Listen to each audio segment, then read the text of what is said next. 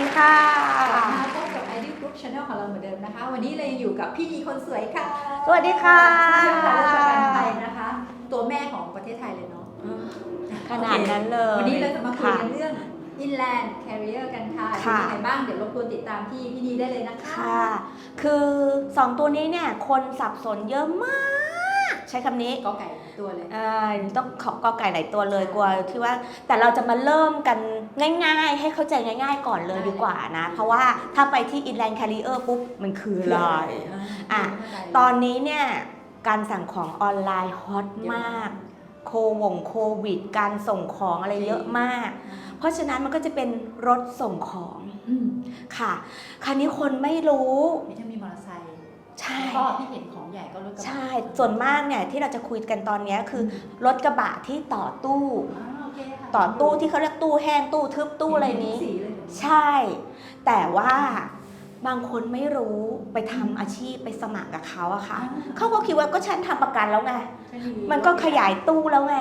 อุ้ยตู้นี่ต่อมาเนี่ย80,000นะขยายความคุ้มครองเรียบร้อยแล้วเกิดเหตุจ้าทำยังไงฉันคุ้มครองแค่รถของข้างในของลูกค้าสวัสดีจ้ะก็ทำยังไงล่ะฉันใช่มันไม่คุ้มครองตอนนี้หลายๆที่เนี่ยเขาก็จะมีประกันสำหรับรถเล็กๆอย่างเงี้ยก็มีสำหรับรายย่อยแต่ว่าถ้าเป็นบริษัทชิปปิ้งขนาดใหญ่แบบ Ideal แล้วเนี่ยเราก็จะแนะนำให้ทำเป็นประกันซึ่งมันแยกเป็น2แบบแรกก็คือ Inland เรียกง่ายๆสวยๆก็คือประกันขนส่งในประเทศแบบที่2คือ Carrier Liability ก็คือประกันความรับผิดของผู้ขนส่งงงทุกคนงงเราก็งงในที่สุดเราก็ค้นพบภาษาง่ายๆเลยทำไมไม่ต้องพูดให้งงว่าInland ก็คือเจ้าของรถกับสินค้าเป็นเจ้าของเดียวกัน Carrier ก็คือเจ้าของรถกับสินค้าไม่ใช่เจ้าของเดียวกันจบ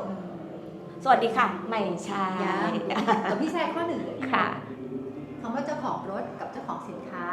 เป็นเจ้าของเดียวกันอันนี้ตีความว่ายังไงก็คือว่าสินค้าที่คุณขนที่อยู่ในรถทั้งหมดเนี่ยที่อยู่ในตู้นะเราจะไม่รวมตัวรถเลยนะเราเฉพาะข้างในตู้เนี่ยเป็นของโรงงานเป็นของเรารถเนี่ยสมมติจดทะเบียนบริษัทกสินค้าก็ต้องเป็นของบริษัทกคุณจะไปฝากของบริษัทบริษัทกมาด้วยเนี่ยฝากได้เขาไม่คุ้มครองเราไม่ว่ากันก็หมายความว่าอย่างที่มีลูกค้าอย่างเงี้ยเขาบอกเขาพอใจที่จะใช้รถของเขาเองในการรับของที่แอร์พอร์ตตัวเองก็คือเคสเดียวกันใช่เราเรียกว่า Inland หรือขนส่งในประเทศ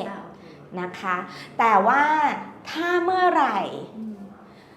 คุณขนให้คนอื่นอย่างเช่นไอ้แบบที่ฮอตกันอยู่ตอนนี้ไม่ว่าจะเป็นรายใหญ่หรือรายเล็กก็สร้างตัว Ideal เองเนี่ยสมมติเราขนให้คนอื่น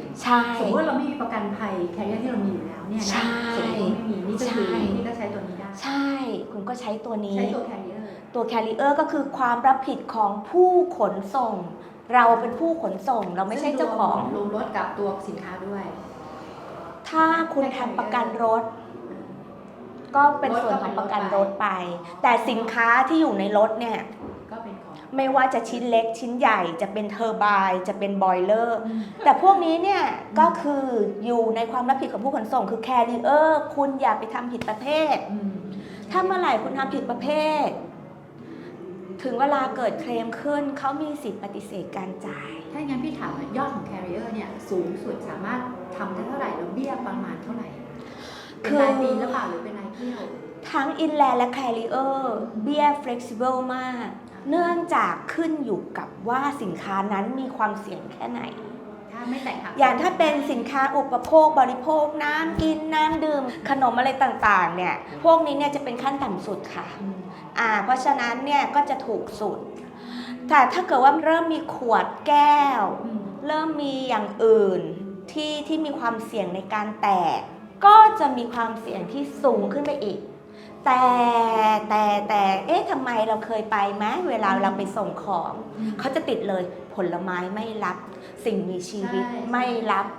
สิ่งมีมูลค่าอย่างเช่นเงินทองหรือเครื่องประดับไม่รับเพราะพวกนี้มันเป็นความเสี่ยงสูงแล้วก็ไม่อยู่ในข้อรับประกันอย่างเช่นสั่ง iPhone ได้ก้อนหินมาอะไรอย่างเงี้ยนะคะประกันภัยไม่รับทั้งหมดค่ะซึ่งถึงแม้ว่าอย่างพี่จดแคริเออร์แต่เกิดพี่มีสินค้าที่เป็นพวกวัตถุมีค่าอย่างพวกเพชรพลอยจากทางแอร์พอร์ตอย่างเงี้ยค่ะอย่างพวกไม่รับทางนี้ก็ไม่รับแน่นอนค่ะรับเฉพาะของที่ว่าเป็นเดดคาร์โก้จริงๆพวกเครื่องจักรใช่แต่ถ้าเกิดอย่างถ้าเป็นพวกถ่านหินอะไรพวกนี้เขารับได้เทกองรับได้อะไรแต่เราก็ต้องมีการคุยกันนะคะอย่างสมมุติคุณมีการขนสินค้าที่มีความเสี่ยงบ้างอย่างกัมมันตภาพรังสีที่ขนปรมาณูมาอันนั้นเนี่ยปกติไม่รับค่ะแต่ว่าอย่างต่อก่อนหน้านั้นเนี่ยไอเดียมีขนแอลกอฮอล์อย่างเงี้ยเรารับได้หรือถ้าของคุณมีความเสี่ยงบ้างในระดับที่รับได้แล้วมาเป็นบิ๊กล็อตมารวมกันค่ะตรงนี้เนี่ยก็สามารถเจรจาเป็นเคส by เคสได้เช่นกันค่ะแต่ว่าคำว่าปรมาณูของพี่เนี่ยคือเป็นตัวชิ้นงานที่ใช้รังสีในการวัดใช่ตัวนี้น่าจะ cover เพราะถือเป็นเครื่องจักรใช่ไหมก็คือมันต้องเป็นสิ่งที่ว่าถ้าเกิดเสียหายแล้วคุณสามารถตรวจสอบความเสียหายและประมูลเขาเรียกว่าสรุปมูลค่าวาลูมันได้ถ้าอย่างนั้นเนี่ยมีโอกาสใช่ค่ะของที่แบบประเภทสังหาริมทรัพย์พวกแหวนเพชรและมินิมอลใช่แล้วก็สิ่งมีชีวิตสัตว์เลี้ยงส่งน้องปลาทองไปอย่างเงี้ยอะไรเงี้ยเราไม่รับค่ะซึ่งก็เหมือนกับพวกที่ทำออนไลน์ทั่วไปใช่ถ้ากับว่าสมมติย้อนกลับมาเคสของอีแลนด์เนี่ยนะอย่างสมมติว่าพี่เกิดอยากสมัครเป็นของสีส้มอะไรเงี้ยพี่ก็เอากระบะของพี่ไปต่อข้ออันนั้นก็คือสินค้าภายในเนี่ยต้องมาทำประกันแคริเออร์หรือประกันความรับผิดของผู้ขนส่งเพิ่มเข้าไปซึ่งสามารถทำได้เป็นรายเที่ยวหรือต่อปีส่วนมากเขาจะทำเป็นรถต่อทะเบียนรถหนึ่งคุ้มครองต่อปีเท่านี้แต่ดูให้ดีด้วยอย่าเน้นแค่ถูกเพราะบางครั้งเนี่ยความรับผิดส่วนแรกสูงมากอย่างที่เราเจอเนี่ยความรับผิดส่วนแรกสูงกว่าของในรถอีกพอเกิดเหตุปุ๊บอันนี้คือเบี้ยต่ำใช่โอเคแต่ถ้าเบี้ยสูงก็อาจจะคุยกันได้ค่ะแล้วก็มองกลางๆคือเราไม่ได้แบบว่าอยากให้คุณจ่ายแพงแต่เรามองในสิ่งที่ว่าคุณทำแล้วคุณต้องเคลมได้ด้วยไม่งั้นคุณจะจ่ายเงินไปทำไมอย่ามองแค่ว่าถูกคุณต้องมองในอีกมุมด้วยว่าความรับผิดส่วนแรกเท่าไหร่ข้อนี้เนี่ยเป็นข้อที่เถียงกับลูกค้าบ่อยมากงั้นเข้าใจ